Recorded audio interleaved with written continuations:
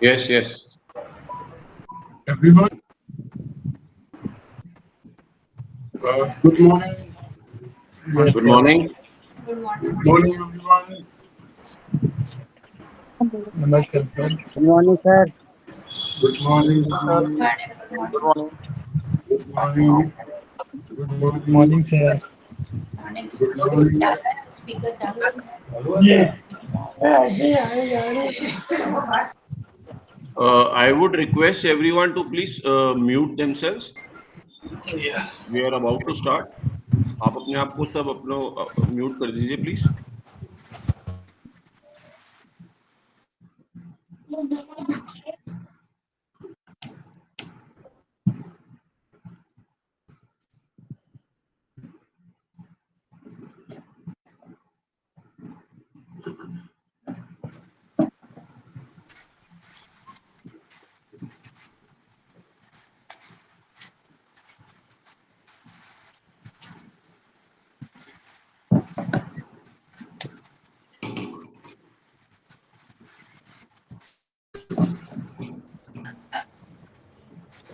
I guess yes. All right. So good morning everyone. I am Dr. Sanket Gupta and on behalf of AKG's OVMs, I welcome you all on this very special webinar. Sir, I would request everybody to please mute themselves. अपने आप को mute कर दीजिए. Mute कर रहे हैं. आप सबको बाद में क्वेश्चन आंसर्स के लिए मौका दिया जाएगा. प्लीज अभी म्यूट कर दीजिए. Thank you. So good morning, I am Dr. Sanket Gupta, part of AKG's OVMs, and on behalf of AKG's OVMs and Shanti Foundation, I welcome you all. This is a special webinar that we are holding for all our patients and their caregivers and the challenges that they might face, and very special way to interact with all of you. हम आप सबसे एक साथ बात करने के लिए और अपना मैसेज देने के लिए एक बहुत अच्छा तरीका है. तो हमने सोचा क्यों ना, क्योंकि ये एमएनडी अवेयरनेस मंथ चल रहा है, तो उसके उपलक्ष्य में हम सभी अपने एमएनडी पेशेंट्स को जितनी ज्यादा जानकारी दे सके हम देना चाहते थे. तो उसके लिए सबसे पहले मैं वेलकम करना चाहूंगा हमारे एकेजीज ओवीएम्स के फाउंडर डायरेक्टर और आप सभी के डॉक्टर एके गुप्ता. वो कुछ अपने शब्द कहें एंड इस वेबिनार का संचालन करें. Thank you. Thank you doctor संकेत. सबसे पहले तो मैं सबका आभार प्रकट करना चाहूँगा कि मेरे एक छोटे से प्रयास में आपने सबको साथ दिया, और क्योंकि एक एमएनडी इस तरह की डिजीज है जिसमें लोग काफी परेशान रहते हैं. आप सब Sir, you are not clearly audible. अब आप Your थोड़ा सा voice is पास में going. आइए, थोड़ा सा कैमरा पास में ले आइए बाबा, फिर आएगी आवाज. ठीक है.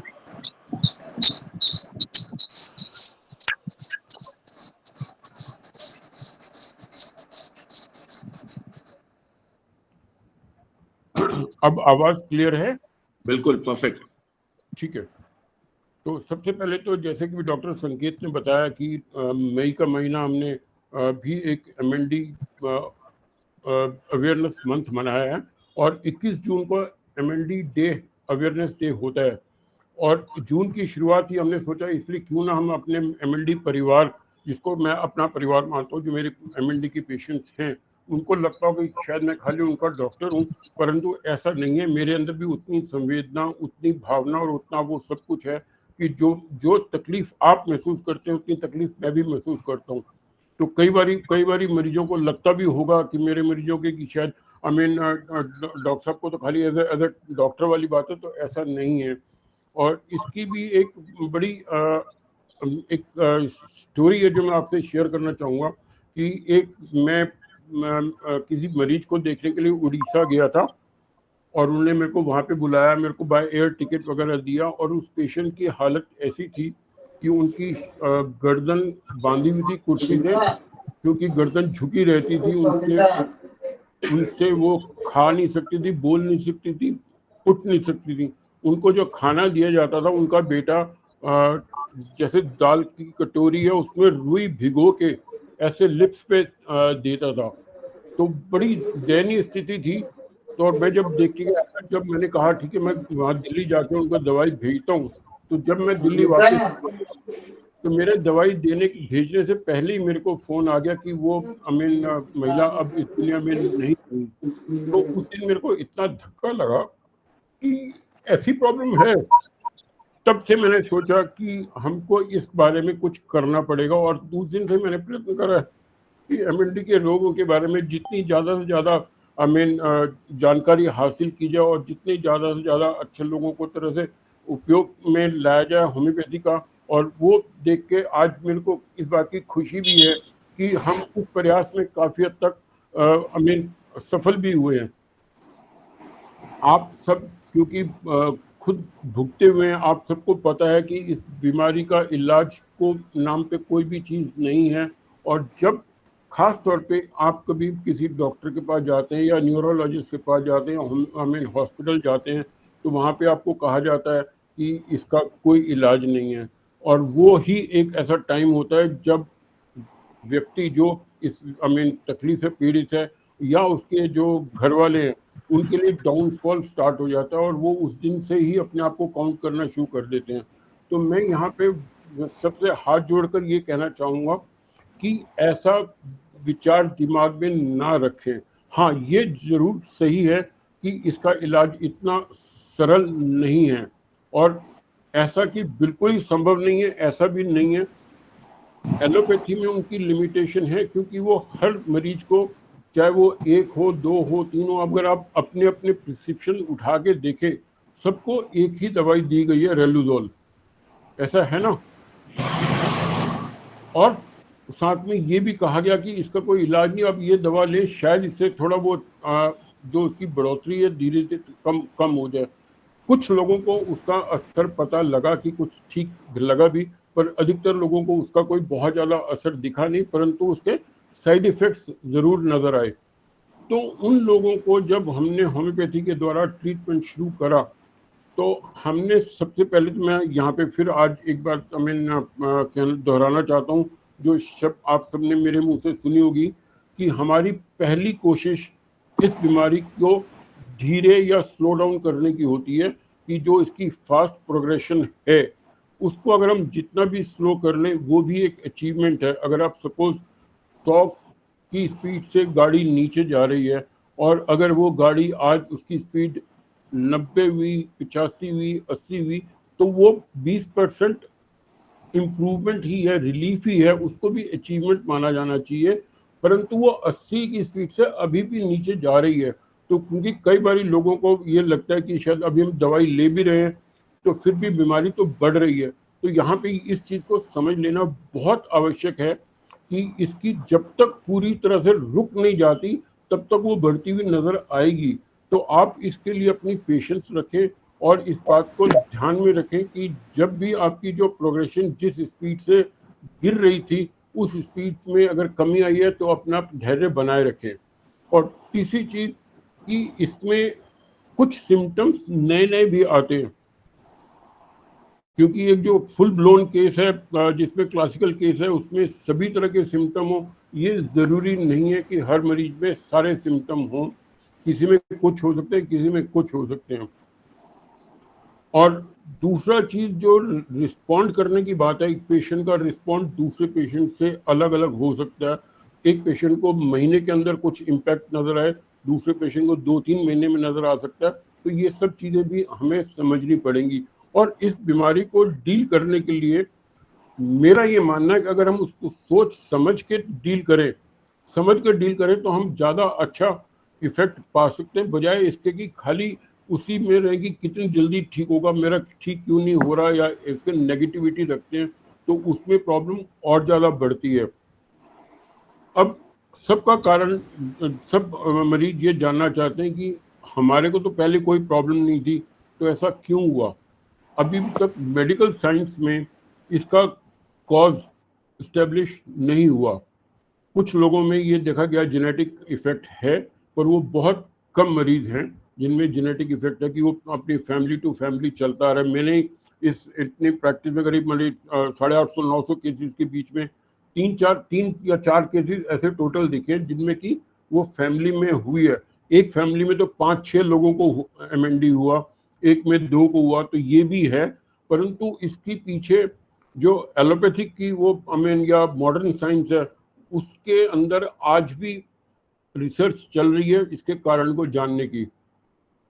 परंतु जो हमने अपनी रिसर्च में एकेजी विलियम्स मेडिकल साइंस की उसमें देख रहे रिसर्च में कुछ चीज़ें पाई है जो मैं आप लोगों के साथ साझा करना चाहता हूँ। और मेरे को आई एम श्योर कि ये सारी जो मेरी फाइंडिंग्स हैं वो आप लोगों के बदौलत ही आई हैं, कि ये सारे पेशेंट बड़े सेंसिटिव बाय नेचर हैं होते हैं, और उनका उन लाइफ स्पैन के दौरान कहीं ना कहीं कोई कॉन्फ्लिक्ट रहा है दिमाग में, चाहे वो अपना पारिवारिक हो, चाहे उनका वो पर्सनल हो, चाहे वो प्रोफेशनल हो, चाहे वो ऑफिशियल हो या सोसाइटी का हो। कुछ लोगों में मेरे को ये इन्फॉर्मेशन मिली कि उनके ऊपर फॉल्स एलिगेशन लगे, किसी के ऊपर फॉर्जरी का एलिगेशन लगा, किसी पे मोलेस्टेशन का एलिगेशन लगा, और किसी पे और दूसरी तरह का एलिगेशन लगा कि इसने ये गलत किया है, जबकि ऐसा नहीं था। तो वो जो विचारधारा थी उसके दिमाग में, उसको वो बाहर ना निकाल के अपने अंदर अंदर ही समझौते रहे, तो उसने इस रूप का वो लिया।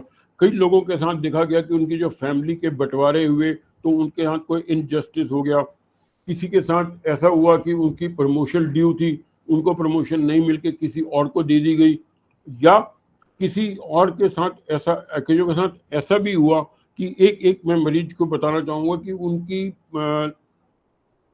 बच्चों को उनके ताया जी ने कहा था कि उनको वो बाहर जा रहे हैं तो उनको वहाँ पे ले जाएंगे, मतलब ये परिवार के अंदर की वो बात थी।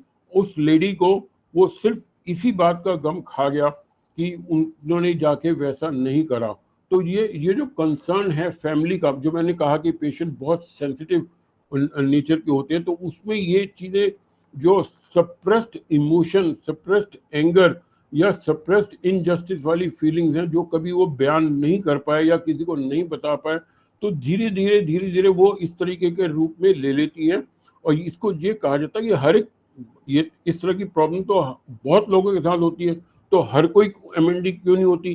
तो ये चीज़ उसकी उसी तरह से है कि आप कितने सेंसिटिव है। ये ट्रिगरिंग फैक्टर हो सकता है उन लोगों के लिए जिनमें इस प्रवृत्ति की प्रॉब्लम की प्रवृत्ति थी, उन लोगों में फिर ये ट्रिगर कर जाता है।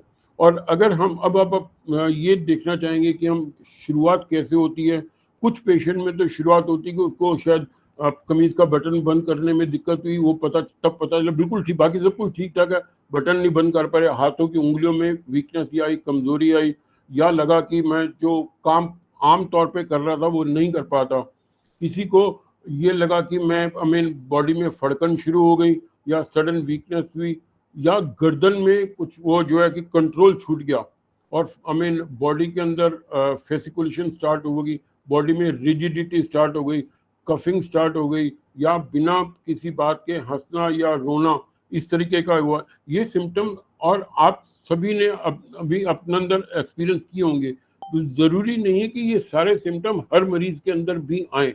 और वो कई बार क्या चलते चलते बिल्कुल ठीक था, स्टम्बल कर गया, गोड्डे से नीचे हो गया और धड़म से गिर गया, और फिर उसके बाद वो गिरने की प्रवृत्ति बढ़ती गई। और वो ऐसे टाइम पे जब बोलने में दिक्कत हुई तो वो पहले जाता है कि आप ईएनटी डॉक्टर के पास चले जाते हो, या जब गिरने की दिक्कत आती है या नमनेस आती है तब आप एक ऑर्थोपेडिक के पास चले जाते हो। काफ़ी समय इसी तरीके से खराब हो जाता है कि उस चीज़ को पहचानने में, और जब बाद में वो कहा जाता है कि आप न्यूरोलॉजिस्ट को दिखा लो, तब तक पता चलता है कि काफ़ी समय निकल गया और उस समय तक पेशेंट काफ़ी हताश हो चुका होता है। जब ऐसे टाइम पे मरीज को अब ये न्यूरोलॉजिस्ट कहते हैं कि हाँ जी ये एएलएस है या एमएनडी है और इसका कोई इलाज नहीं है, तो वो मेरे हिसाब से एक बहुत बड़ा क्राइम है डॉक्टर के पार्ट पे, कि उसको इस तरीके से कभी नहीं कहना चाहिए कि ये लाइलाज है या इसका कुछ नहीं हो सकता, और उनको लाइफ स्पैन बता दिया जाता कि इसमें ये होगा वो होगा और आगे जाके ये होगा। तो इसमें जिस व्यक्ति को सिर्फ मात्र हाथों की वीकनेस थी, उसको दिमाग में वो घूमना शुरू हो जाता, कल को मेरे साथ ये होगा, परसों ये हो जाएगा, फिर मैं बिस्तरे पे आ जाऊंगा, फिर अल्टीमेटली डेथ हो जाएगी। तो ये हुआ उस दिन से शुरू हो जाता है। उसके बजाय अगर वो मेरी मैं बहुत कोशिश कर रहा हूँ कि अपने काउंटर पार्ट जो हमारे मॉडर्न कन्वेंशनल मेडिसिन के डॉक्टर्स हैं कि वो उसको इस तरह ना कह सकते हैं कि हमारी साइंस में इसकी लिमिटेशन है, इतने इसमें कोई इतना ज़्यादा प्रभावित ट्रीटमेंट नहीं है, पर आप कहीं और ट्राई कर सकते हैं। तो शायद जो आज मरीजों की अगर आप अपने आप खुद देखें, महसूस करेंगे, तो जो आपकी प्रॉब्लम जब सुनने के बाद बड़ी है, और अगर आपको ये कहा जाए तो 50% की आपकी प्रॉब्लम में अंतर नजर आएगा कि वो जो एकदम सडन अपसर्ज हुआ सिम्टम्स का, वो इस वजह से ज्यादा होता है। अब रही बात इसकी कि हम करें क्या, जैसे कि मैं शुरू से बता रहा हूँ, हर बारी कहता हूँ कि हमारी पहला कोशिश ये है कि जो प्रोग्रेशन ऑफ डीजनरेशन है उसको स्लो किया जाए, जब स्टेडी हो जाए, स्टेबल हो जाए, उसके बाद रिवर्सल वाली प्रॉब्लम सिचुएशन शुरू हो सकती है। हालांकि इसको मॉडर्न मेडिसिन में कहा जाता है कि अगर एक बारी नर्व डीजनरेट हो गई तो वो रीजनरेट नहीं होती। ऐसा कतई नहीं है, ऐसा होता है, पर इतना आसान भी नहीं है, बहुत मुश्किल से होता है। बहुत समय बाद वो नर्व्स रीजनरेट करना शुरू करती हैं। वो ऐसा नहीं कि अपने आज ट्रीटमेंट शुरू करा तो रीजनरेशन कल से स्टार्ट हो जाएगी, ऐसा कतई नहीं है। ये इसको भी डिपेंड करता है आपकी बॉडी में और अंडरलाइंग कंडीशन क्या हैं।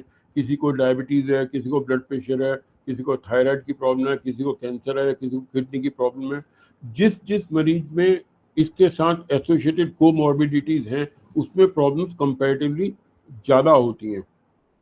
और जिन लोगों में मनोवैज्ञानिक तौर पे जो साइकोलॉजिकली अपने आप को डिप्रेस कर लेते हैं या साइकोलॉजिकली अपने आप को बिल्कुल डिसहार्टन कर लेते हैं कि अब तो कुछ पॉसिबल ही नहीं है, और वो आज से ही अपने आप को वो काउंट करना शुरू करते हैं, कल को मेरा क्या होगा, कल को उसका क्या होगा। ये बहुत स्वाभाविक है, परंतु इस बात में मैं हर मरीज से ये कहता हूँ, मेरे को भी अपना नहीं पता कि मैं यहाँ से क्लिनिक से निकल के घर पहुंचूंगा या नहीं पहुंचूंगा। तो आप तो 2 साल बाद क्या होगा उसके बारे में सोच रहे हैं। ये सोचना स्वाभाविक है, पर इस बात को टेंशन लेने में या स्ट्रेस बनाने की जरूरत नहीं है। उसकी जरूरत है उस चीज को समझ के हम उसको किस तरह से सॉल्व कर सकते हैं, किस तरीके से उसके लिए प्रयास कर सकते हैं। सबसे पहली चीज है एक्सेप्टेंस। एक्सेप्ट करना कि हाँ, हमें कोई प्रॉब्लम है और हम इससे लड़ेंगे और इसको जीतेंगे। अगर इस तरह की भावना रखते हैं तो हम काफ़ी अच्छा रिजल्ट दे सकते हैं। होम्योपैथी के साथ हमें बहुत अच्छे रिजल्ट मिल भी रहे हैं, आप सब उसके साक्षी भी हैं। आप सबको किसी को कितना परसेंट फ़र्क है, किसी को कितना परसेंट फ़र्क है, किसी चीज़ में फ़र्क है, किसी को हर एक व्यक्ति को हर चीज़ में फ़र्क नहीं हो सकता, ये भी बात मानने वाली है। तो ये चीज़ समझने वाली है कि अगर आप कई बार देखते हैं कि मैंने उसका केस देखा तो उसको तो मैं कई बार मरीज दवाई लेता हूँ, 15 दिन बाद फ़ोन आ जाता है, अभी तक तो कोई उसका इफेक्ट नज़र नहीं आ रहा, कोई आराम नहीं आया। तो यहाँ पे इन चीज़ों को प्लीज़ फॉर गॉड सेक समझने की कोशिश करिए कि this is not an ordinary disease. इस डिजीज में डीजनरेशन है, और डीजनरेशन को रीजनरेट करना इतना आसान नहीं है। अगर हम उसको फर्दर डीजनरेशन होने को भी धीरे कर लेते हैं या और रोक लेते हैं तो वो भी अपने आप में एक बहुत बड़ी अचीवमेंट है। इस बात को हमें खासतौर पर ध्यान रखना है और मान के चलना है। सेकेंड चीज वो आती है कि जो केयर टेकर हैं, केयर टेकर जो कि पेशेंट के अटेंडेंट हैं, उनको किस तरह से डील करा जाए। क्योंकि कई बार क्या होता है, जब ये पेशेंट मानसिक तौर पे, मेंटल तौर पे बिल्कुल अलर्ट होता है, परंतु उसकी एक्टिविटीज लिमिटेड हो जाती हैं। तो जब वो एक बारी आवाज़ लगाता है और मरीज का अटेंडेंट है वो नहीं सुनता है, नहीं सुन पाता, एक बारी, 2 बारी, तीसरी बारी, तो उसकी जो इरिटेशन है वो होना स्वाभाविक है। क्योंकि ये बहुत सारे केयर टेकर की प्रॉब्लम वो आती है, कंप्लेंट आती है, ये पेशेंट बहुत इरिटेट होता है, बहुत जल्दी इरिटेट करता है, गुस्सा खा जाते हैं। और दूसरी चीज़ ये मैं केयर टेकर्स के लिए बताना चाहता हूँ कि मेंटली वो पेशेंट बिल्कुल अलर्ट होते हैं। तो कोई भी चीज़ जो आप उनके सामने बोलते हैं, कहते हैं, तो उनको दिख रहा है, तो उसका प्रभाव, क्योंकि वो कह नहीं पा रहा, समझा नहीं पा रहा, दैट डज नॉट मीन कि उसका कोई असर नहीं हो रहा। इस चीज़ को खास तौर पे आप ध्यान में रखिए। बिकॉज मैं एक यहाँ पे अगेन ये सब चीज़ें भी मैं अपने मरीजों से ही जो जो मैंने देखी सीखी है वही मैं आपसे साझा कर रहा हूँ कि एक मरीज के साथ हमारे साथ ऐसा था, वो अच्छे वाले ठीक भी हो रहे थे, रिस्पॉन्ड भी कर रहे, पर उनके घर वाले फादर खासतौर पर जब भी आते थे तो वो अपना दुखड़ा होते थे कि मैं इस उम्र मेरे रिटायर होने की उम्र आ रही है और मैं अपने बेटे को ये देख रहा हूँ, मेरा बेटा उसकी नौकरी भी छूट गई, वो भी हो गई, और वो मतलब हर तरीके से उस पर ऐसे लगने लगा था मरीज को कि शायद मैं उनके ऊपर बर्डन बन गया हूँ या वो बन रहा हूँ। तो ये नेगेटिविटी होती है, ये नेगेटिविटी पेशेंट के आमने सामने नहीं होनी चाहिए। ये मैं हमें खास तौर पे अपने मरीजों के जितने भी उनके केयर टेकर हैं, फैमिली मेम्बर्स हैं, ये बताना चाहूँगा, समझाना चाहूँगा कि इस बात का खास ध्यान रखें कि उनको मेंटल स्ट्रेस और ना दिया जाए किसी भी वजह से, जो ऑलरेडी प्रॉब्लम है। अब बात करते हैं सक्सेस की, या क्या होना चाहिए, क्या हुआ। हमारे पास ऐसे मरीज भी हैं जिनको कि कहा गया था कि उनकी लाइफ स्पैन ज़्यादा से ज़्यादा 1.5 साल या 2 साल हो गया, आज 14-15 साल हो गए वो मरीज में हमारे साथ हैं, ठीक है, भले चंगे हैं, उनकी अब दवाई भी बंद है। उनका बीच में ऐसा भी समय आया था जब वो बोल नहीं पाते तो उनको लिख के अपने आप को वो समझाते थे घर वालों से। अब आज वो बोल भी पाते हैं, समझा पाते हैं, हाँ आपकी और मेरी तरफ बिल्कुल वो नहीं, पर एटलीस्ट कम्युनिकेट कर पाते हैं, तो ये भी एक अचीवमेंट है, इसको भी हम ठीक मानेंगे। अगर आप वो कहते हैं, फिर उसी मरीज को मैंने उन डॉक्टर के पास वापस भेजा जो कि आई मीन दिल्ली का बहुत बड़ा हॉस्पिटल है, जीबी पंत हॉस्पिटल। वो पेशेंट उन डॉक्टर के पास दोबारा गए तो doctor was very happy to see him कि जी आप आई मीन वो बिल्कुल ठीक ठाक है। जब उन्होंने कहा कि मैंने तो अपना इलाज सिर्फ होम्योपैथी से करा, तो बड़े दुख की बात है कि उन डॉक्टर ने कहा जब एलोपैथी में इलाज नहीं है तो होम्योपैथी में कैसे हो सकता है। तो ये एक जो विचार है आई मीन मॉडर्न सोसाइटी का की तरफ से, मॉडर्न मेडिसिन का या हमारे एलोपैथी ब्रदर्स का, इसको बदलने की आवश्यकता है। क्योंकि अगर इसी तरह से अगर पेशेंट को इस तरह से कहेंगे तो पेशेंट का मनोबल तो और टूटेगा, बजाय उसको कि आप सांत्वना दें कि चलो ये बहुत अच्छी बात है, अगर आपको हमारी एलोपैथी में नहीं मिला तो होम्योपैथी से आराम मिला। तो अगर ये चीज़ कही जाती तो उस पेशेंट को शायद और सांत्वना मिलती और हौसला बढ़ता। तो इस चीज़ को हमें थोड़ा सा समझना पड़ेगा कि हमें नेगेटिविटी को हर तरीके से दूर रखना, चाहे वो आई मीन पेशेंट के अटेंडेंट से आ रही है या डॉक्टर से आ रही है। तो जितना आप अपने आप को आई मीन पॉजिटिव रखेंगे उतना ज़्यादा अच्छा है। और आज मैं यहाँ पे दो तीन चीज़ें और आई मीन कहना चाहता हूँ कि शायद मेरे कुछ पेशेंट्स के साथ ये भी है कि जो ट्रीटमेंट है उनको कॉस्टली लगता है। मैं वो यहाँ पे ये भी बताऊंगा कि मेरे पास कुछ पेशेंट ऐसे हैं जो कि डेली वेजेस वाले हैं, आई मीन मजदूर हैं और या सब्जी बेचने वाले हैं, तो उनका इलाज भी मैं उसी तरह से कर रहा हूँ, पर उनसे दवाई के पैसे ऑलमोस्ट ना के बराबर ले रहा। तो वो अगर जो पे कर पाते हैं तो वो समझ लें कि वो कहीं कहीं कंपनसेट हो रहा है। तो इस चीज़ को थोड़ा सा अगर आप इस भावना से करेंगे तो हम काफ़ी हद तक चीज़ को संभाल सकते हैं।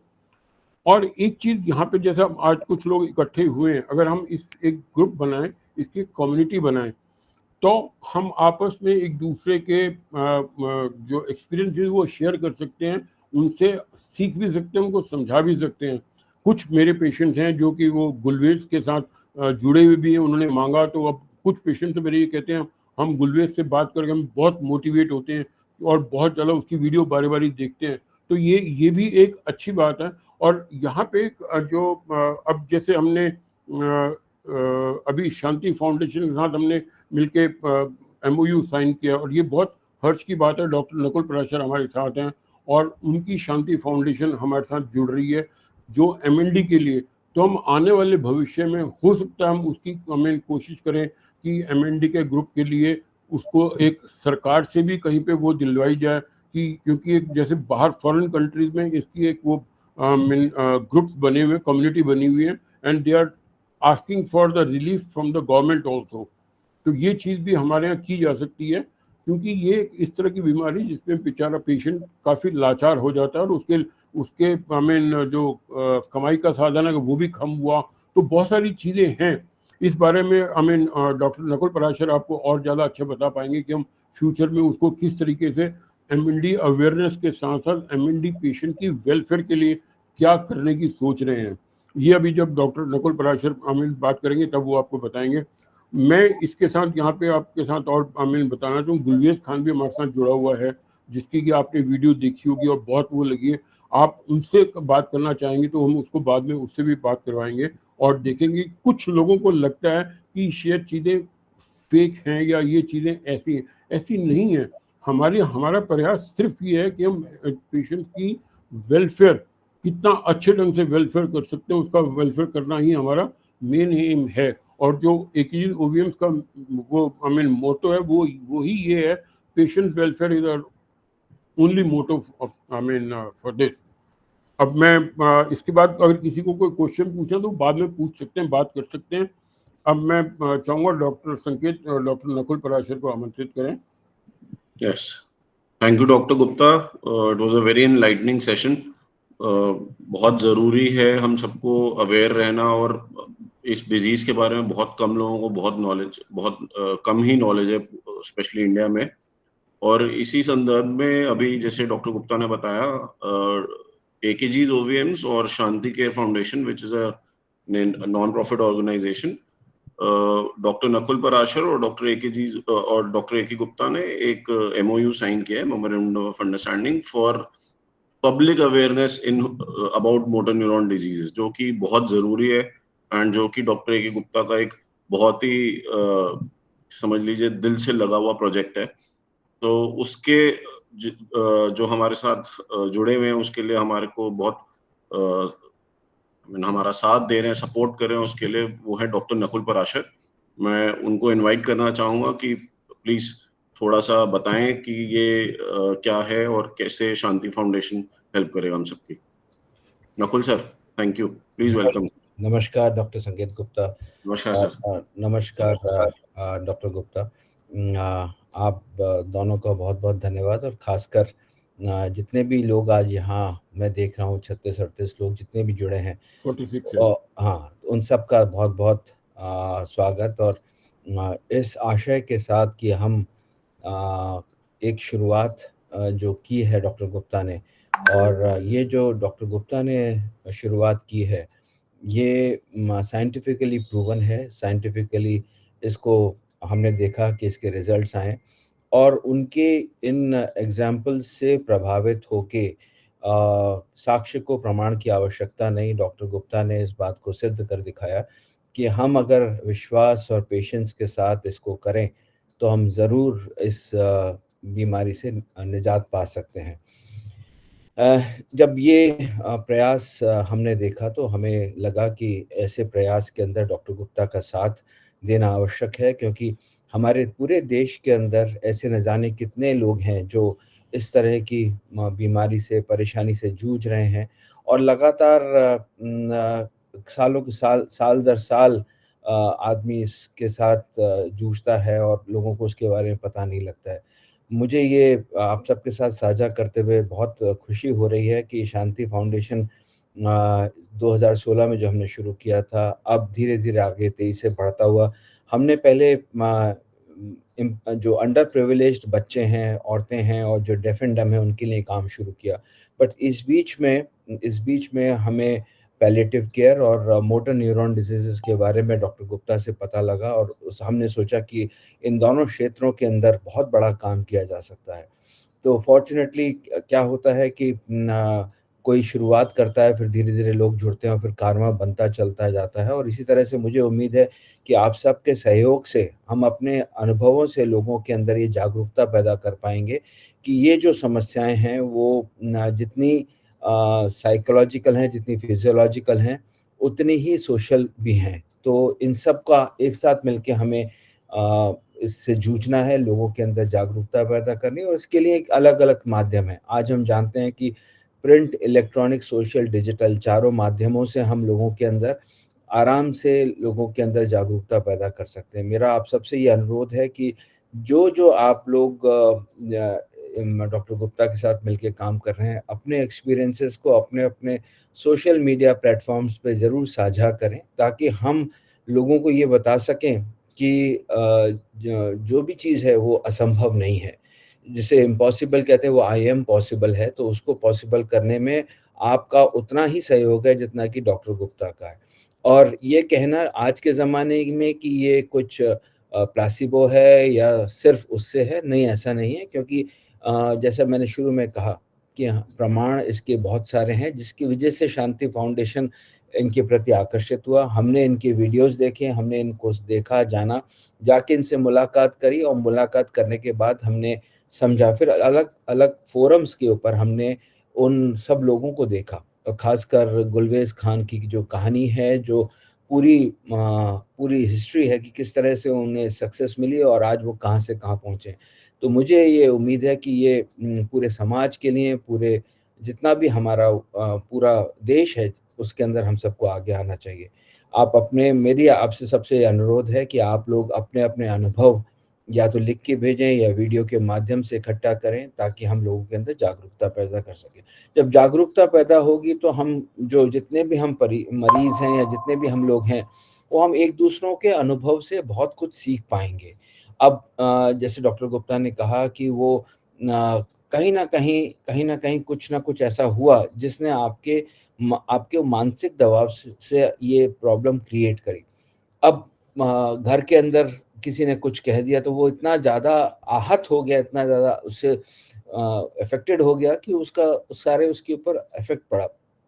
यही नहीं, काम के जगह पे अगर आप अच्छे से मेहनत से, ईमानदारी से काम कर रहे हैं और अनायास किसी बड़े ने आके आपके सुपरविज़न में या सुपरवाइज़र ने आके आपसे कुछ कहा, आपके मैनेजर ने आपसे आके कुछ कहा, तो आपको बहुत आहत हुआ और आपको फिर या तो आप विथड्रॉ करते हैं या फ्लाइट करते हैं या फाइट करते हैं। तो कई जगह ऐसी सिचुएशन होती है जब आदमी कुछ कह नहीं पाता है, अंदर-अंदर घुटता है और उसका परिणाम हम सबको भुगतना पड़ता है। मेरा आप सबसे ये कहना है कि हमें इस सिलसिले में अपने आप को मानसिक तौर पे मजबूत करना पड़ेगा और आगे बढ़ना पड़ेगा। और इसके अंदर जैसे डॉक्टर गुप्ता ने कहा कि ऑब्जेक्टिविटी, सब्जेक्टिविटी, इन सब चीज़ों के अंदर हमें एक बहुत क्रिस्टल क्लियर आनी पड़ेगी। डॉक्टर गुप्ता शायद कुछ कहना चाह रहे हैं। मैं अपनी बात को यहीं विराम देना चाहूँगा। जी। जी। हाँ, यहाँ पे मैं सिर्फ क्योंकि शांति फाउंडेशन से जुड़ने के बाद मेरा एक खास पे और चीज़ पे वो कहना था कि हमारे बहुत सारे मरीजों को मैं बताता हूँ कि फिजियोथेरेपी करानी ज़रूरी है, पर वो फिजियोथेरेपी कराने में असमर्थ होते हैं क्योंकि कहीं रिमोट एरिया में फिजियोथेरेपी अवेलेबल ही नहीं है, और अगर अवेलेबल है तो कॉस्टली इतनी पड़ती, तो इसलिए वो करा नहीं पाते। और मैं सब चीज़ बता रहा हूँ कि इसलिए 4 स्तंभ हैं, ज़रूरी हैं, जो कॉम्प्रिहेंसिव कंप्लायंस ऑफ ट्रीटमेंट है, उसमें medicine, physiotherapy, positivity and environmental, ये चारों चीज़ों को अगर आप साथ रखेंगे तब बेस्ट रिजल्ट पा सकते हैं। धन्यवाद जी। तो डॉक्टर साहब ने बहुत अच्छा कहा और मेरी बात को उन्होंने और सपोर्ट करके आगे लेके चले। मेरे ख्याल से ये सारा प्रयास है और इसके अंदर मेरी सिर्फ आप लोगों से एक ही हाथ जोड़ के विनती है कि हम सब लोग साथ में मिलके करें, एक अच्छा-सा ग्रुप बना के इसको लेके चलें, ताकि जो समस्याएँ हम भुगत रहे हैं, भुगत चुके हैं, वो और लोग ना भुगतें।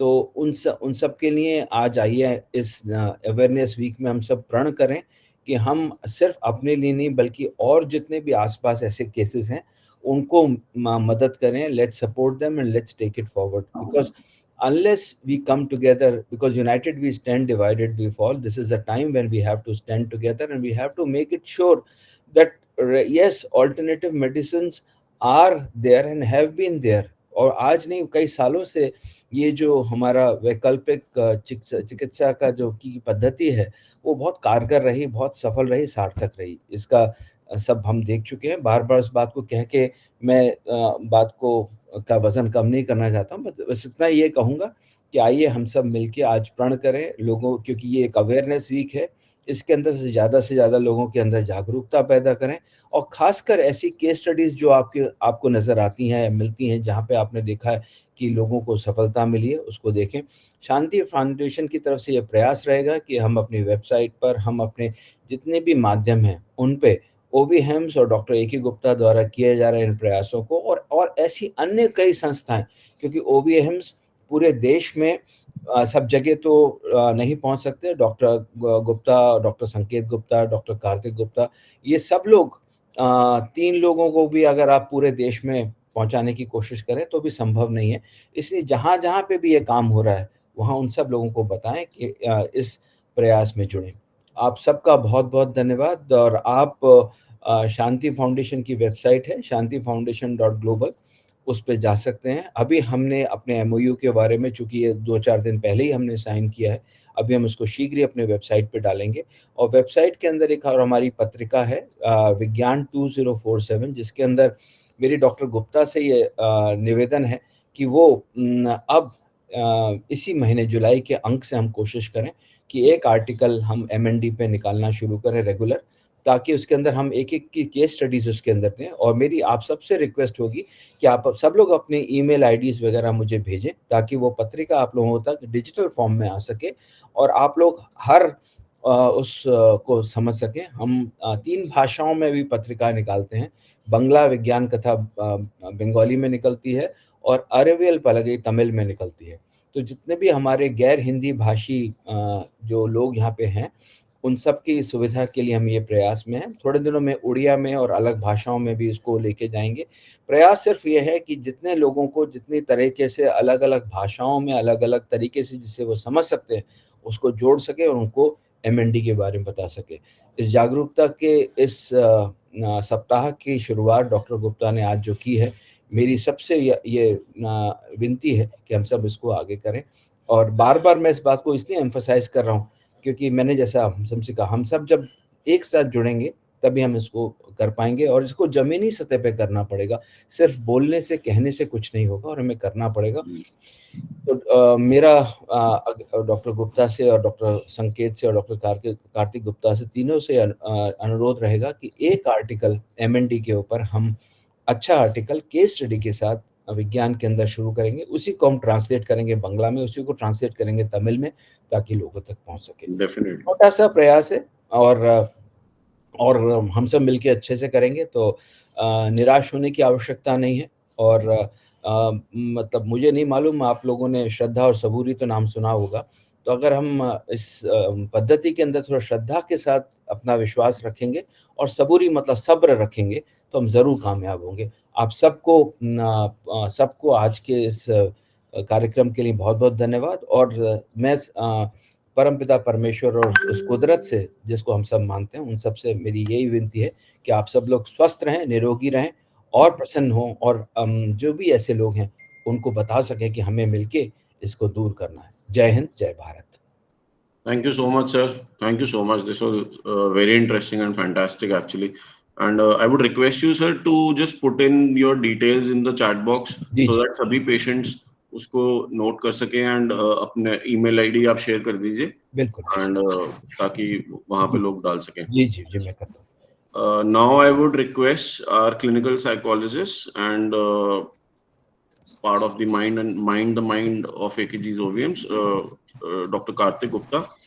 क्योंकि हम अवेयरनेस वीक ऑब्जर्व कर रहे हैं, तो जैसे डॉक्टर गुप्ता ने बात करी कि माइंड का बहुत बड़ा रोल है इस डिजीज में, तो उसके लिए एंड केयर गिवर्स के लिए क्या वो चैलेंजेस फेस करते हैं और क्या उससे हम किस तरह निजात पा सकते हैं, किस तरह हम better positive frame of mind में रह सकते हैं, उस बारे में बात करेंगे clinical psychologist doctor Kartik Gupta. Please welcome doctor Kartik.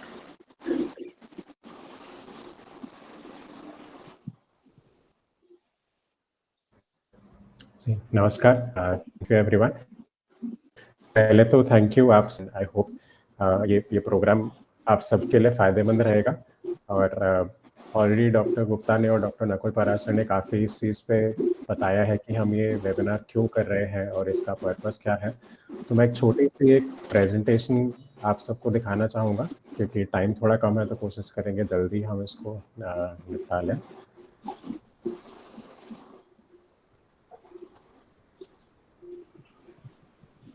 Rajendra जी अपने आप को अनम्यूट कर दीजिए please.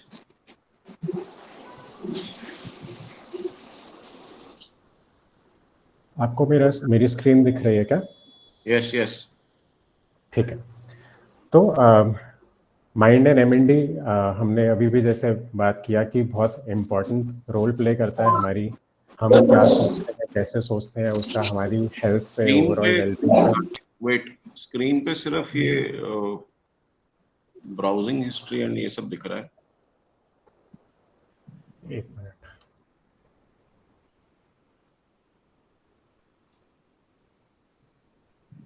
share your presentation only. एक second.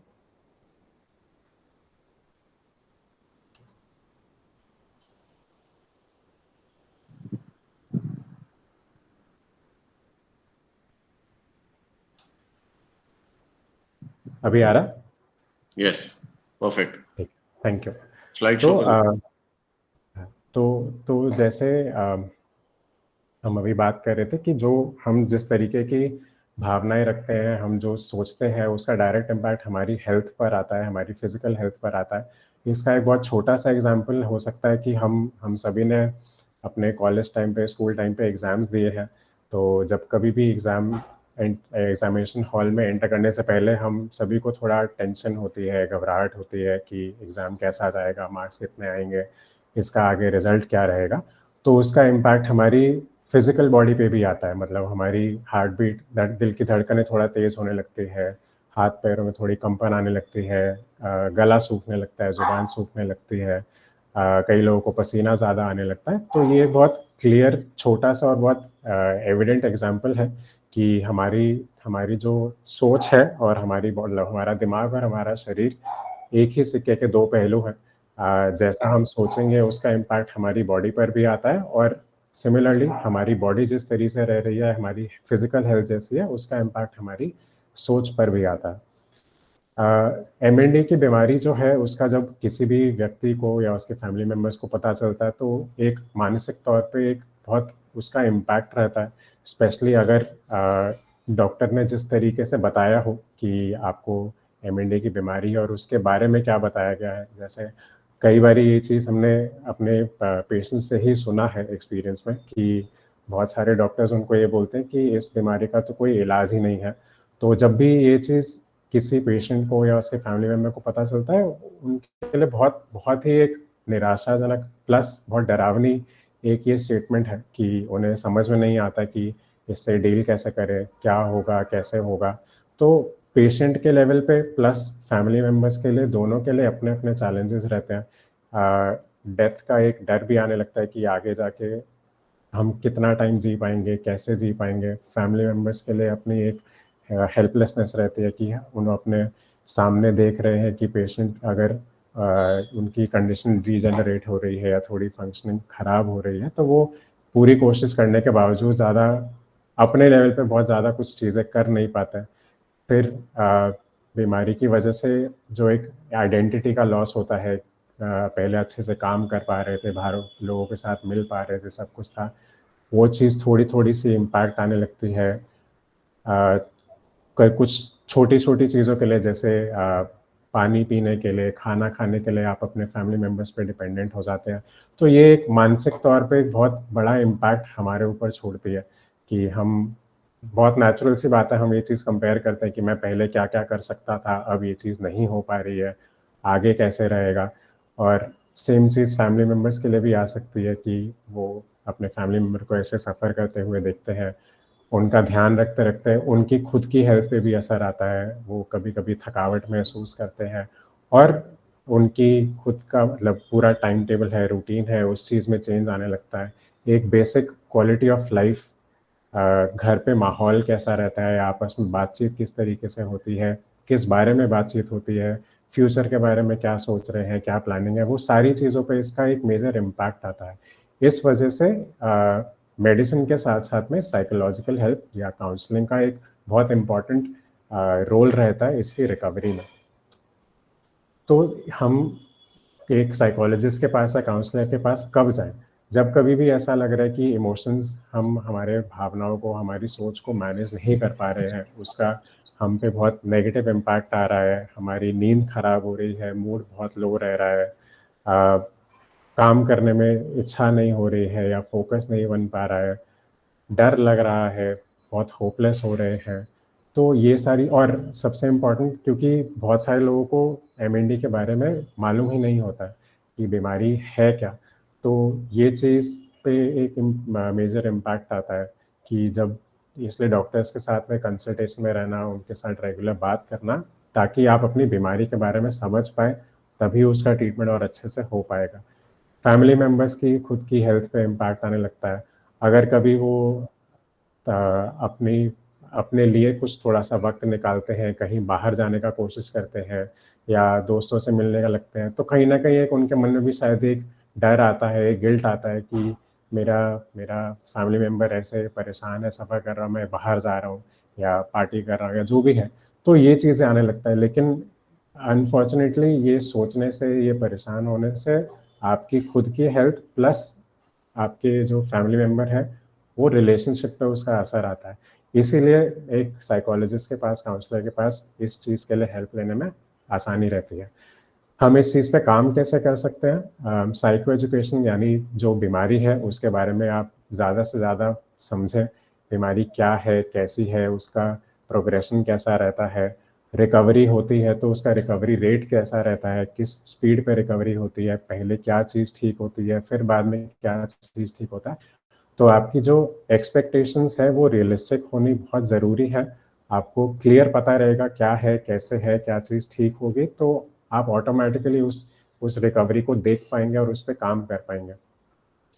Supportive counselling family members के लिए और पेशेंट के लिए बहुत ज़रूरी है। जैसे मैंने पहले भी कहा कि कई बार हमारे मन में ऐसी बातें रहती हैं, ऐसे विचार रहते हैं जो हम किसी और से शेयर करने में कंफर्टेबल नहीं होते।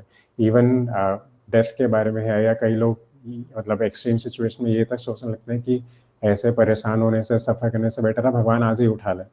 तो ये चीज़ें हैं जो हम कई बारी चाह के भी अपने परिवारजनों से बात नहीं कर पाते हैं कि वो हमारे बारे में क्या सोचेंगे या वो इस बात से और परेशान ना हो जाए। तो इसलिए ये प्रोफेशनल हेल्प लेना बहुत ज़रूरी रहता है कि इस इमोशन पे, इस थॉट पे, क्योंकि ये थॉट आना, इमोशन आना नेचुरल है, लेकिन सिर्फ ये थॉट आने का मतलब ऐसा नहीं है कि सब खत्म हो गया है या चीज़ें ठीक नहीं होंगी, या ये थॉट आना ही अपने आप में एक बीमारी है। इस चीज़ पे काम किया जा सकता है, इस पे मैनेज किया जा सकता है। विजुअलाइजेशन टेक्निक है कि हम ये चीज़ रिकवरी में देखते हैं कि हम अगर किसी को हाथ की फंक्शनिंग है, मोटर फंक्शनिंग ऑफ हैंड है, वो थोड़ा इम्पैक्टेड हो रहा है, वो ठीक से काम नहीं कर पा रहे हैं, तो विजुअलाइजेशन में हम ये चीज़ कराते हैं कि आप ऐसा इमेजिन कीजिए, विजुअलाइज कीजिए अपने आप को वो ही हाथ से अच्छे से काम करते हुए देख पा रहे हैं, आप वज़न उठा पा रहे हैं, आप ड्राइविंग कर पा रहे हैं, आप दौड़ पा रहे हैं। तो जब आप वो चीज़ को रेगुलर विजुअलाइज करेंगे, आप उस चीज़ को मेंटली देख पाएंगे, आपका शरीर भी उस चीज़ के लिए सपोर्ट करेगा और आपकी रिकवरी बेटर रहती है। Karthik, spiritual these slides are not changing. अच्छा, Next, बीच में वो कर दो। स्पिरिचुअल एंगेजमेंट बहुत ज़रूरी है कि आप कोई भी, हम जिस भी हायर पावर में मानते हैं, भगवान है, कोई हायर पावर है, अथॉरिटी है, एनर्जी है, नेचर है, कोई भी ऐसा चीज़ जिसमें जो हमारे से ऊपर है, उसके साथ में जुड़ना, उसके साथ में वक्त बिताना बहुत ज़रूरी है, क्योंकि ये मुश्किल समय रहता है और इस एंगेजमेंट के थ्रू, फेथ के थ्रू हमें वो भरोसा मिलता है, वो सपोर्ट मिलता है। और साथ में डेवलपिंग अ सपोर्ट ग्रुप, जैसे हमने पहले भी बात किया कि पेशेंट्स के लिए और उनके फैमिली मेम्बर्स के लिए एक सपोर्ट ग्रुप हम स्टार्ट करना चाहेंगे बहुत जल्द आप सबके सपोर्ट से, ताकि आप उन चीज़ों के बारे में बात कर सके जो आप नहीं बात कर पाते हैं दूसरे लोगों से। प्लस जब आप देखेंगे कि ये सिर्फ आपके साथ नहीं हो रहा है, आपके जैसे और भी लोग हैं जो इस सिचुएशन में हैं और हो सकता है बहुत अच्छे से रिकवर भी कर रहे हैं, तो वो ऑटोमेटिकली एक कॉन्फिडेंस आता है, एक भरोसा आता है कि मैं भी ठीक हो सकता हूँ, मैं भी रिकवर कर सकता हूँ। तो इसलिए हम मंथली बेसिस पे ऐसा सपोर्ट ग्रुप्स चलाना चाहेंगे पेशेंट्स के लिए और उनके फैमिली मेम्बर्स के लिए भी। इसी बीच में होपफुल रहना सबसे ज़्यादा इम्पोर्टेंट है। दवाई आप कार्तिक, आपकी स्लाइड्स नहीं चल रही। हाँ, अच्छा, अब कोई बात नहीं, नहीं, पूरा उस पे ब्लो कर दो ना, फ्रॉम बिगिनिंग कर दो स्लाइड शो पे। नहीं वो खत्म ही है, कोई बात नहीं। ओके, तो सबसे इम्पोर्टेंट ये है कि हम इस चीज़ में होपफुल रहें और मेडिसिन जो है आप लेंगे वो अपना काम करती रहेगी, प्लस साथ में at a psychological level, emotional level, अगर आप होपफुल हैं, आप अपने पे भरोसा रखते हैं, डॉक्टर पे, ट्रीटमेंट पे भरोसा रखते हैं और आपके पास एक साथ में सपोर्ट ग्रुप है, आपकी परिवार है, आपके दोस्त हैं, जितना आप उनके साथ में वक्त बिताएंगे, पॉजिटिव रहेंगे, उतना ही आपकी रिकवरी अच्छी रहती है। ये मेरे कॉन्टैक्ट डिटेल्स हैं, अगर आपको स्लाइड नहीं दिख रही है मैं चैट बॉक्स में शेयर कर दूंगा, तो अगर आप चाहें तो इंडिविजुअल सेशंस के लिए भी मुझे कांटेक्ट कर सकते हैं। और अगर हम जो सपोर्ट ग्रुप चलाएंगे उसके लिए भी हम मिलके ये चीज़ को साथ में देख सकते हैं। तो मैं इस चैट बॉक्स में अपना डिटेल्स एक बार फिर से शेयर कर दूंगा। तो हम इस चीज़ पे मिलके साथ में काम कर सकते हैं और एमएनडी से रिकवरी बिल्कुल पॉसिबल है। तो thank you for your time. बाकी डॉक्टर संकेत आप आगे लिख सकते हैं। Thank you so much doctor Kartik.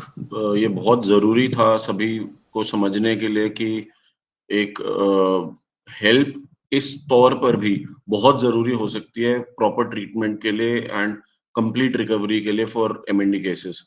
अब ऐसे ही एक हमारे एमएनडी पेशेंट जिसके साथ बहुत बहुत आप सब लोग शायद जानते भी होंगे, he is a hope for all of us and cherry on the cake for AKG's OVMs when Dr. A.K. Gupta managed to cure him. Gulvez Khan हमारे साथ हैं जो 2 मिनट में अपना बस आप सबके साथ एक्सपीरियंस शेयर करना चाहेंगे। मैं चाहूंगा गुलवेज, आप हैं हमारे साथ? गुलवेज, गुड मॉर्निंग सर। हाँ गुड मॉर्निंग गुलवेज। जी सर। सब लोग वीडियो ऑन कर लो। बेकरार है आपको सुनने के लिए। जरा फटाफट बताओ आपका एक्सपीरियंस कैसा रहा है अभी तक। वीडियो ऑन कर लो अपना। वीडियो ऑन कर लो अपना। सर फोन का कैमरा खराब है मेरा। अच्छा कोई बात नहीं, कोई सब बात सुन रहे हैं नहीं, ठीक आपको, सब सुन रहे हैं, शाबाश, बताओ। जी जी सर, मैं 2017 में सर बीमारी हुई थी सर हमको एमएनडी। सर मैं लखनऊ में केजीएमयू में इलाज करवा रहा था। वहाँ पे डॉक्टर 1 साल वहाँ पे डॉक्टर ने पता नहीं लगा भाई क्या हमको बीमारी है। जब पता लगाया तो फिर डॉक्टर ने मना कर दिया कि इसका कोई इलाज नहीं है। बहुत नर्वस हो गए थे हम लोग कि क्या करें। बोले इसका एलोपैथ में कहीं नहीं इलाज है, तो कहीं भी फिर इलाज नहीं है। फिर हमको यूट्यूब पे सर मिले, मैं सर के पास गया। सर हमसे बहुत अच्छी तरीके से आए, जैसे कि फैमिली मेंबर मेरे हों, बिल्कुल फादर की तरह। सर हमसे बोले कि नहीं तुम ठीक हो गए, और सर ने भरोसा जताया, मैंने सर के ऊपर भरोसा करा, और मैं हल्के हल्के प्रोग्रेस करते हुए इस टाइम पर मैं 95% फिट हूँ। मैं इतना फिट हूँ कि मैं 5 किलोमीटर आराम से 10 किलोमीटर रनिंग लगाता हूँ। अग्निवीर की आर्मी की तैयारी कर रहा हूँ, जो मेरा 20 जून को पेपर है। बहुत बढ़िया। All the best and congratulation and best wishes for your Agniveer exam. जी सर, थैंक यू सर। बहुत अच्छे। जी थैंक यू। सबसे अच्छी सर मैं ये बात बोलना चाहूंगा, सर का बोलने का अंदाज सर बहुत अच्छा है। पेशेंट आधा वहीं पर ठीक हो जाता है, सर के बाद जब जाता है सर इतने प्यार से बोलते हैं। सबसे अच्छी पेशेंट के लिए यही बात होती है कि पेशेंट से मोहब्बत से बोलना। और गुलवेज एक बहुत अच्छी बात यह है कि तुमने उस चीज पर पूरा विश्वास दिखाया और तुम जुड़े रहे, और जो जी चीज जी तुम्हें कही गई तुमने वो और चीज फॉलो करी। हाँ, जी इसने यहाँ पे ना? मैं ऐड ऑन करना चाहूंगा कि इसने एक दिन भी दवाई मिस नहीं करी, यस चाहे वो ड्यूरिंग कोरोना था, सर, जब एक भी दिन था। एक टाइम भी मैंने नहीं करी, एक हाँ, टाइम भी मैंने मिस नहीं करी। वही तो हाँ। कह रहा हूँ। और कितनी मुश्किल से आता था, पर वो आता था, जितनी एक्सरसाइज जिसको बताता है उससे ज्यादा करने की कोशिश करता था। यस तो ये एक बहुत जरूरी चीज है। पॉजिटिविटी इसके दिमाग में भरी हुई थी और इसका विश्वास है कि मेरे को ठीक होना है, तो that is why he could do it. Thank you Gulvez and all the thank you best for Gulvez, thank you. Thank you sir, thank you sir. Your हमारे कमिंग पास अब एग्जाम। अब एनीबॉडी आस्क एनी क्वेश्चन? हमारे पास अब केवल 7 minute है। आप please अपना hand raise करके कोई भी कोई सवाल पूछना चाहे तो पूछ सकते हैं प्लीज। कुछ कहना चाहें, कुछ anything which you want to अपना शेयर? कुछ एक्सपीरियंस शेयर करना चाहते हैं, कोई सवाल पूछना चाहते हैं, आप सब में से कोई भी। Sir hello, my name is Sangam Srivastava sir, and मेरी Yes, sir. मदर हैं सरिता श्रीवास्तव। हम्म। सर इनकी दवा सर से पिछले I I think from last 18 month we are getting the medicine from sir, and my mother's condition has sometimes improved, but like ये कभी भी खराब नहीं हुई सर, कभी भी डाउनग्रेड नहीं हुई इनकी कंडीशन जब से Good. सर की दवा चल रही है। तो Good. she is stable at the moment, so thank you so much sir, and बस यही छोटा सा एक्सपीरियंस शेयर करना चाहता था। और Very nice. मैंने Very ये nice. पहले बताया ना कि like this is a difficult disease to treat. जो हमारा फर्स्ट एफर्ट है कि वो फर्दर डिटोरेट होना रुक जाती है, तो ये भी अपने आप में बहुत बड़ी अचीवमेंट है। Reversal is not possible in each and every case. Thank you very much. Yes, Mr. Rajesh Thakkar wants to speak. Mr. Rajesh. Sir, unmute yourself, please. हाँ, good morning. Good morning, ma'am. मैं हर्षिता ठक्कर, राजेश ठक्कर की wife हूँ। मुझे last 1 year से MND का मालूम चला। जी। तो पहले तो मुझे फ्रोजन शोल्डर के हिसाब से ट्रीटमेंट लिया, एक हाथ में उन्होंने मैनिपुलेट किया इंजेक्शन देकर, और एक हाथ में रोटेटर कफ करके ऑपरेशन किया। उसके बाद फिजियोथेरेपी कम से कम 6 महीना चला। 6 महीने के बाद भी कुछ इम्प्रूवमेंट, दोनों हाथ नहीं उठने लगे। तो फिर मैं बोले क्या है, तो फिर मैं मेरा एनआरवी टेस्ट कराया, तो उसमें मालूम चला कि मुझे एमएनडी है।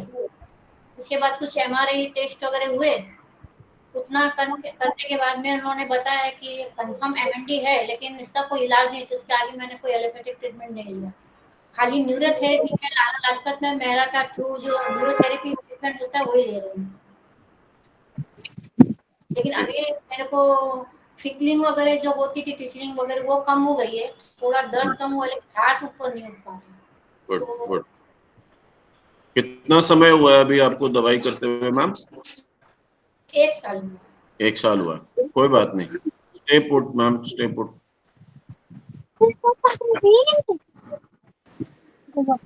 और कोई अपना शेयर करना चाहेगा? नमस्कार सर, मैं लखनऊ से कोई कौन बोल रहा है अभी? सर कंसल्ट करना होगा।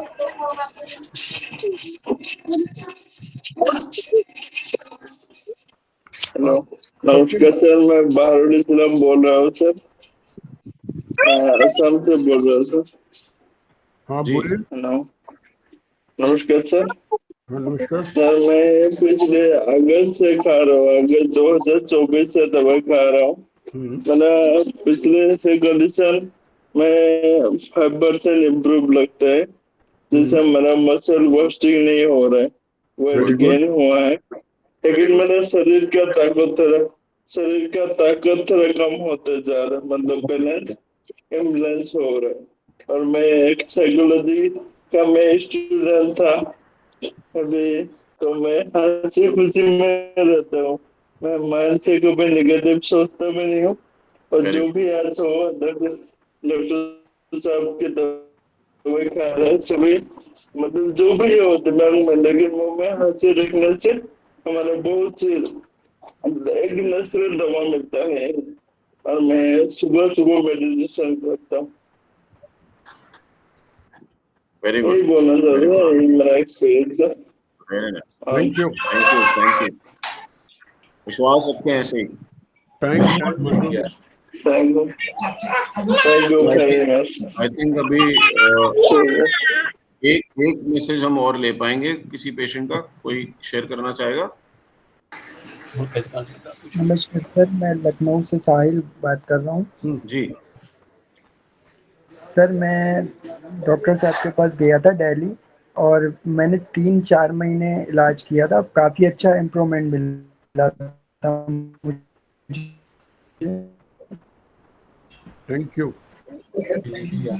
बट मेरा जॉब छूटने की वजह से कुछ मैं दवाई अफोर्ड नहीं कर पाया, इसलिए मेरा 1 महीने से ज़्यादा हो गया, मेडिसिन नहीं मिल पाया था। नहीं, आप दवाई मत छोड़िए, काफी आप दवाई मत छोड़िए, जितनी भर तक पॉसिबल होगा will try to help you out.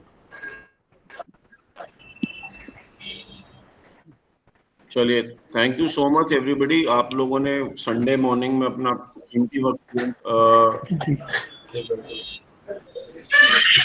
Time के लिए होता है, तो अभी हमें बंद करना पड़ेगा। पूरा 12 बजे मीटिंग ओवर हो जाएगा। थैंक यू सो मच सभी को, एंड आई होप ये सेशन आप सभी के लिए यूजफुल रहा।